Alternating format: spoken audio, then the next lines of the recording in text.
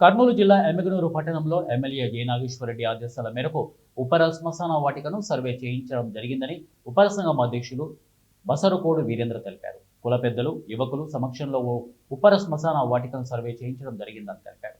ఈ సర్వేలో హిందూ శ్మశాన వాటిక సభ్యులు పాల్గొన్నారు. ఉప్పర శ్మశాన వాటిక సర్వే చేయుటకు సహకరించిన ఎమ్మెల్యే బివి జె నాగేశ్వరరెడ్డికి ఉప్పర సంఘం తరపున కృతజ్ఞతలు తెలిపారు. ఈ సర్వే కార్యక్రమంలో హిందూ శ్మశాన వాటికల పెద్దలు, ఉపర సభ్యులు, యువకులు పాల్గొన్నారు.